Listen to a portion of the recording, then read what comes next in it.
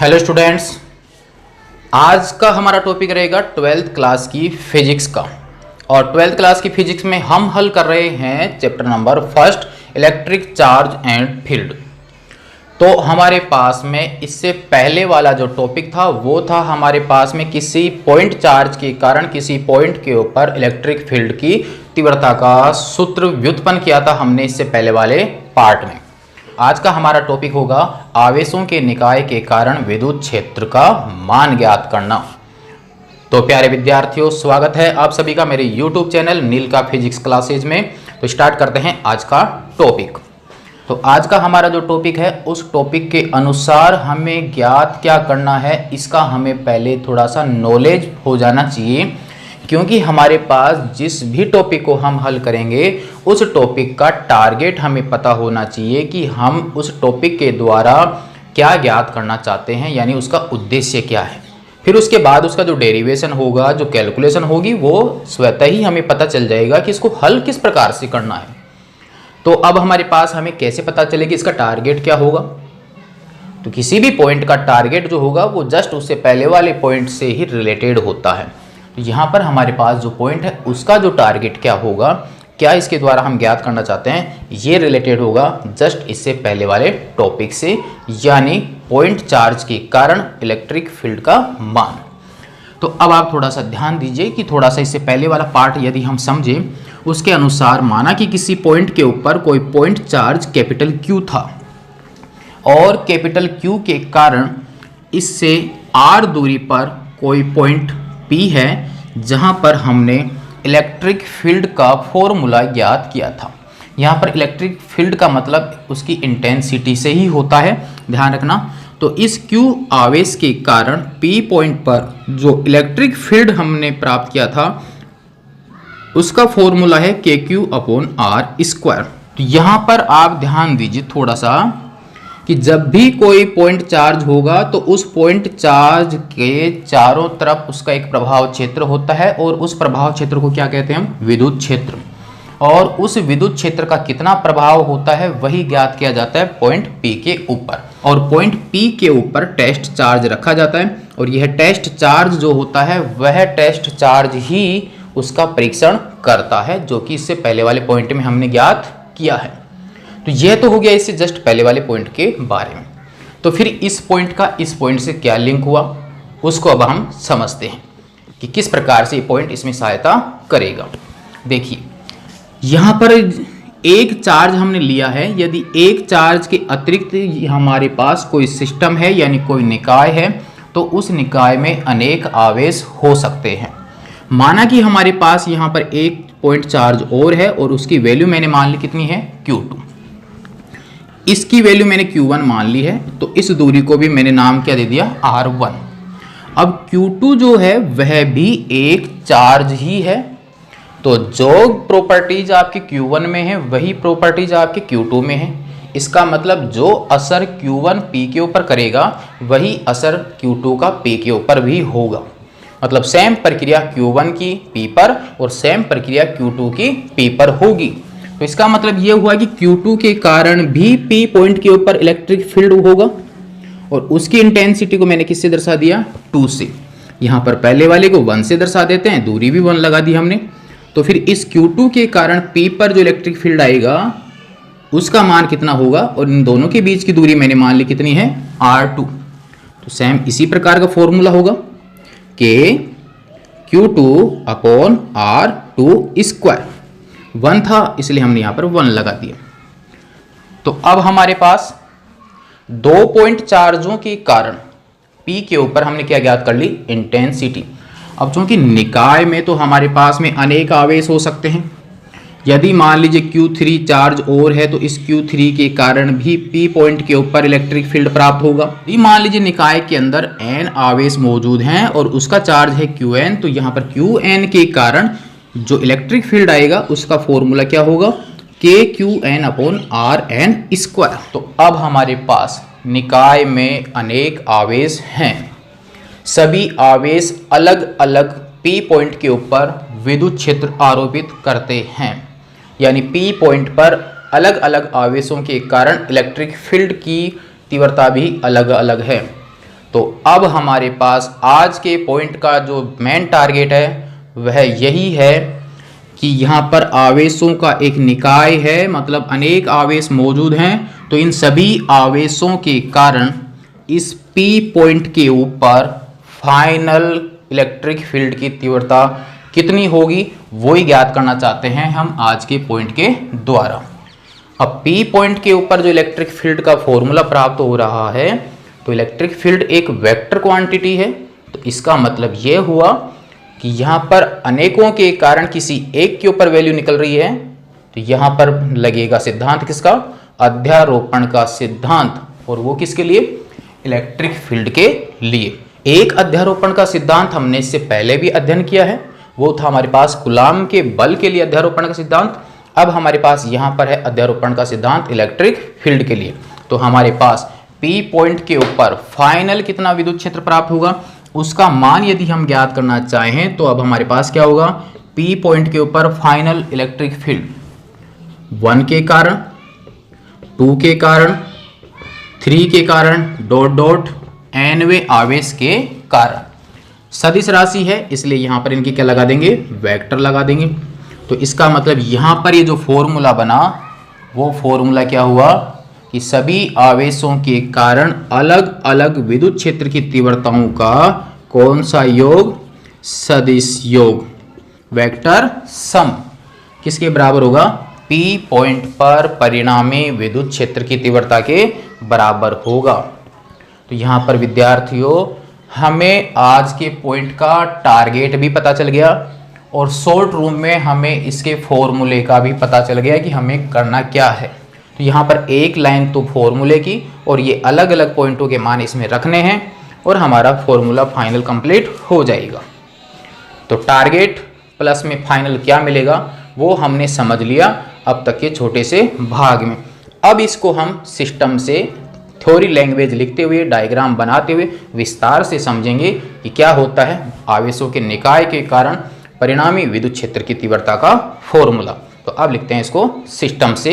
सबसे पहले इसका कथन, इसके अनुसार किसी बिंदु पर बिंदु आवेशों के समूह के कारण, यानी यहाँ पर कोई बिंदु P है, इस P बिंदु पर आवेशों के समूह के कारण परिणामी विद्युत क्षेत्र की तीव्रता का जो मान होगा वह मान अलग अलग आवेशों के कारण विद्युत क्षेत्र की तीव्रताओं के सदिश योग के क्या होगा, बराबर होगा। यानी इसके ऊपर परिणामी विद्युत क्षेत्र जो होगा वो अलग अलग जो तीव्रताएं हमें प्राप्त हुई हैं उन सभी के सदिश योग के क्या होगी, वो बराबर होगी। यही होता है आवेशों के निकाय के कारण विद्युत क्षेत्र की तीव्रता, या इसे ही कहते हैं विद्युत क्षेत्र की तीव्रता के लिए अध्यारोपण का सिद्धांत। तो अब हमारे पास यहाँ पर एक निकाय का निर्माण कर लेते हैं। अब चूंकि विद्युत क्षेत्र की तीव्रता जो है वो पूरे दिक् स्थान में निकाली जाती है, अर्थात उसमें त्रिविमीय निर्देश तंत्र का हम उपयोग कर सकते हैं।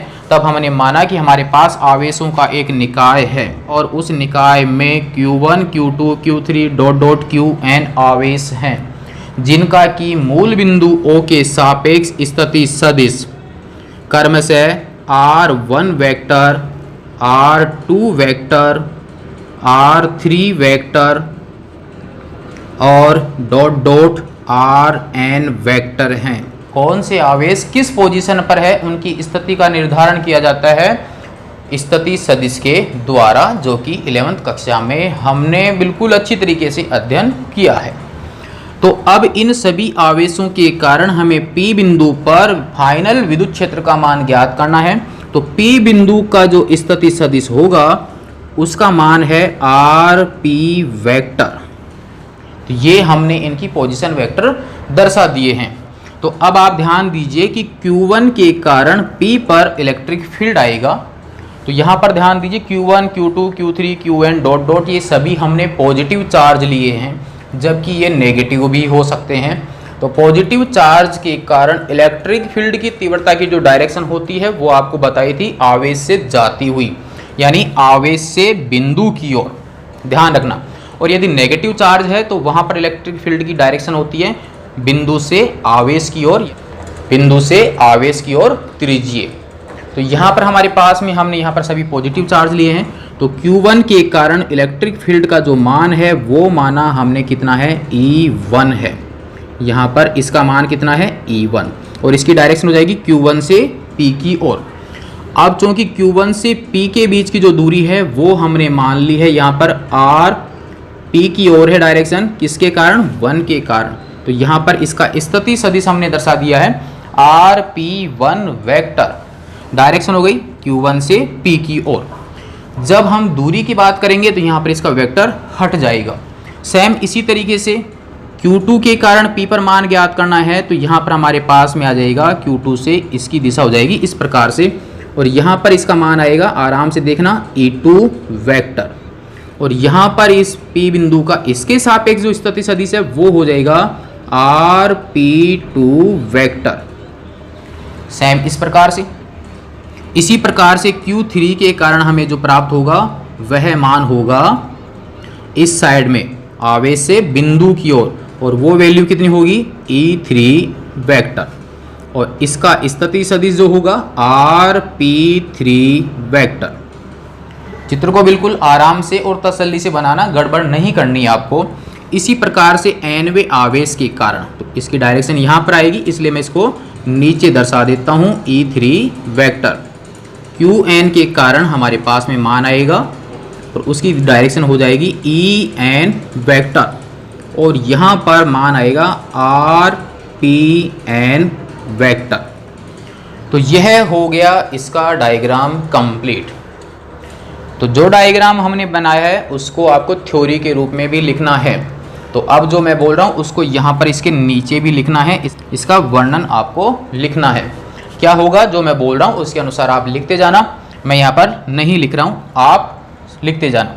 माना कि हमारे पास आवेशों का निकाय है और उस निकाय में Q1, Q2, Q3 dot dot Qn आवेश हैं, जिनका मूल बिंदु O के सापेक्ष स्थिति सदिश कर्मश शब्द जरूर लगाना है, क्योंकि हमने क्रम से Q1, Q2 लिया है तो उसी क्रम से उनका स्थिति सदिश भी आएगा। तो जिनका मूल बिंदु O के सापेक्ष स्थिति सदिश कर्मश है, आपको लिखना है R1 vector, R2 vector, R3 vector dot dot Rn vector.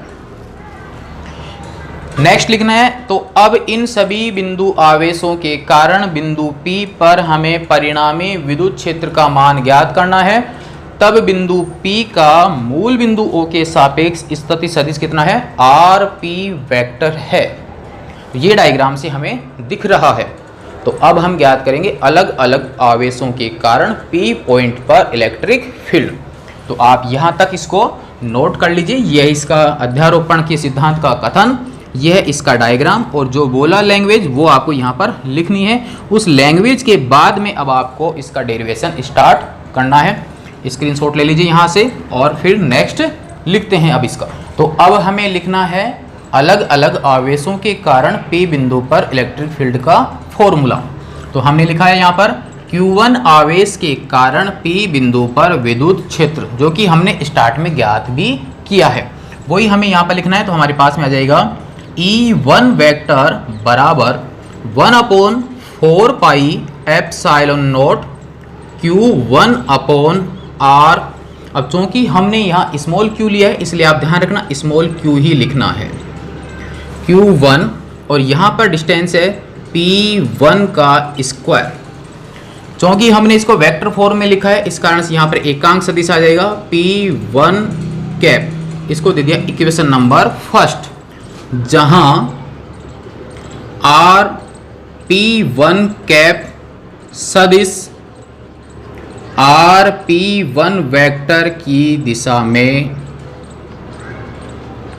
हमें एकांक सदिश है, जो कि सदिशों के बारे में हमने 11th क्लास में अध्ययन किया है। और एप्सिलॉन नॉट को बोला जाता है निर्वात की विद्युतशीलता।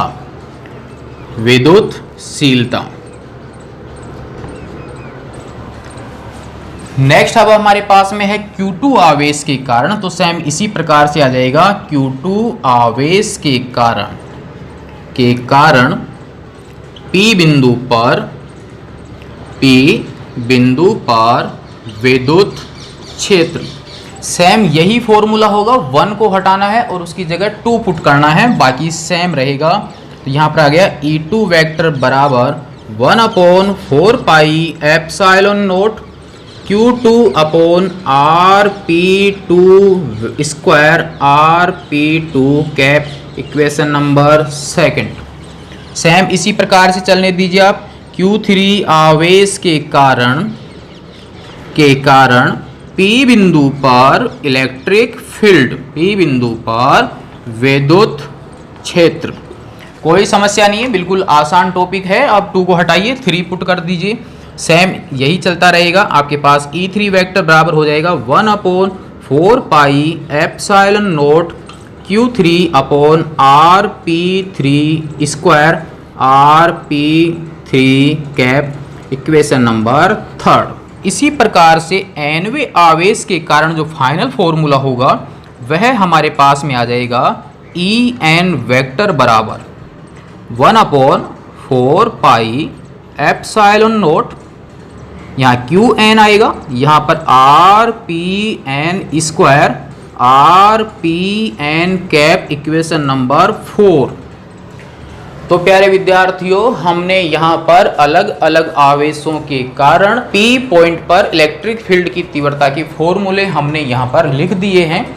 तो अब हमारे पास फाइनल P पॉइंट पर कितना विद्युत क्षेत्र होगा उसका मान ज्ञात करेंगे हम अध्यारोपण के सिद्धांत से, यानी इन सभी का सदिश योग। तो आप इसको यहाँ तक नोट कर लीजिए और या इसका स्क्रीनशॉट ले लीजिए, फिर देखते हैं इसका नेक्स्ट मान P बिंदु पर परिणामी विद्युत क्षेत्र।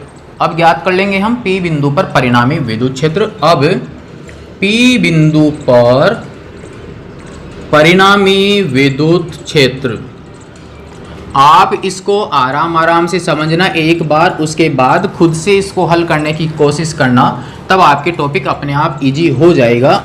P बिंदु पर परिणामी विद्युत क्षेत्र अध्यारोपण के सिद्धांत से। तो P बिंदु पर परिणामी विद्युत क्षेत्र को हमने दर्शा दिया EP से, और ये वेक्टर हो गया। इसका मान हमें मिल रहा है E1 vector, E2 vector plus E3 vector plus dot dot plus En vector, सभी विद्युत क्षेत्रों का सदिश योग।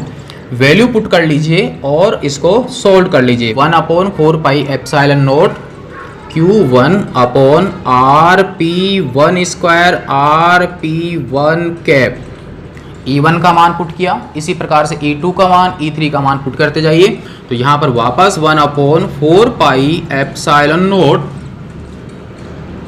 Q2 upon RP2 square RP2 cap plus 3 की वैल्यू पुट कर ली हमने 1/4πε0 Q3 upon RP3 square RP3 cap plus dot dot plus.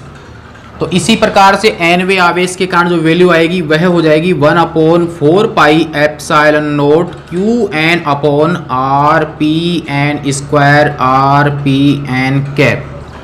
तो स्टूडेंट्स यहाँ पर ध्यान दीजिए, इसमें जो कॉमन आ रहा है उसको आप कॉमन ले लीजिए, बाकी जो बचता है उसको आप सिग्मा के रूप में दर्शा सकते हैं। हमने इससे पहले भी किया है अध्यारोपण का सिद्धांत कूलाम के नियम के लिए। तो यहाँ से हमारे पास कॉमन आ रहा है 1/4πε0, नोट कर लीजिए 1/4πε0। यहाँ पर हमारे पास शेष बच जाता है Q1 upon RP1 square RP1 cap plus Q2 upon RP2 square और RP2 कैप प्लस 3 में हमारे पास मिल जाएगा Q3 RP3 square RP3 cap plus dot dot plus nवा बच गया हमारे पास Qn RPn square RPn cap. तो यह हमारे पास कॉमन लेने के बाद राशि बच जाती है। ब्रैकेट में जो राशि है वो आपके क्रम से चेंज हो रही है, यानी 1 2 3 4 इस प्रकार से नंबर इनके चेंज हो रहे हैं, तो उसको हम सिग्मा के रूप में लिख सकते हैं और वही होगा हमारे पास इसका फाइनल फॉर्मूला 1/4πε0। यहाँ पर लगा देंगे हम सिग्मा। सिग्मा में हमारे पास जो राशि है उसको आप पुट कर लीजिए QRR कैप। ध्यान रखना जहाँ पर आपके नंबर चेंज हो रहे हैं वहाँ पर आपको I पुट करना है। तो यहाँ पर देखिए 1 2 3 4 डॉट डॉट, यानी Q के साथ नंबर बदल रहा है तो यहाँ पर आएगा आपके I। यहाँ पर P यहाँ पर P, यहाँ पर P, तो यहाँ पर P चेंज नहीं होगा, इसके साथ भी P चेंज नहीं होगा, बाकी नंबर आपके बदल रहा है वहाँ पर चेंज करेंगे। तो यहाँ पर 1, यहाँ पर 2, यहाँ पर 3, इसका मतलब P के साथ यहाँ पर I आएगा और यहाँ पर भी क्या आएगा I। तो I का मान आपके कहाँ से स्टार्ट है 1 से, और लास्ट आपके I का मान कहाँ पर होगा N तक, तो यहाँ पर हो जाएगा N। तो आपको ध्यान देना है यहाँ पर R के साथ स्क्वायर भी लग रहा है, तो आपको यहाँ पर स्क्वायर भी लगाना है। तो यह हो गया हमारे पास फाइनली किसी बिंदु पर अनेक आवेशों के कारण। तो यह हो गया हमारे पास किसी P बिंदु पर परिणामी विद्युत क्षेत्र की तीव्रता का फॉर्मूला अनेक आवेशों के कारण। EP वेक्टर बराबर 1/4 pi epsilon not sigma I बराबर 1 से फाइनल पहुंच रहा है N तक QI upon RPI square RPI cap, जहां हमारे पास RPI कैप जो है वो आवेश से बिंदु की ओर एकांक सदिश है। तो यहाँ पर हमारे पास आज का टॉपिक कंप्लीट होता है, जो कि आपके एग्जाम की दृष्टि से 2 नंबर का क्वेश्चन बन सकता है, और चूंकि इसके ऊपर आपके न्यूमेरिकल भी बनते हैं। तो प्यारे विद्यार्थियों ध्यान रखना, आज का हमारा जो टॉपिक है वो थ्योरेटिकल में आने की अपेक्षा इसके ऊपर न्यूमेरिकल जो हैं वो अधिक आते हैं, और आपके बुक्स में इस पर आधारित अनेक न्यूमेरिकल दिए गए हैं, जिसमें आपके पास जैसे किसी वर्ग के ऊपर अनेक चार्ज मौजूद हैं, उसके सेंटर के ऊपर इलेक्ट्रिक फील्ड कितना होगा, कोई ट्राइंगल यदि दिया गया है, ट्राइंगल के शीर्ष के ऊपर यदि कोई आवेश दिए गए हैं तो उनके कारण आपस में किसी पॉइंट के ऊपर फाइनल इलेक्ट्रिक फील्ड कितना होगा, तो वहाँ पर जो आपके फॉर्मूला बनेगा वो न्यूमेरिकल जो आपके सॉल्व होंगे वो इसी टॉपिक पर होंगे, ध्यान रखना। तो प्यारे विद्यार्थियों, यदि आपको टॉपिक आज का समझ में आता है तो आप इसको लाइक और शेयर जरूर करें तथा वीडियो को सब्सक्राइब जरूर कर लें, ताकि नेक्स्ट भाग का जो वीडियो होगा वो आपको प्राप्त हो सके।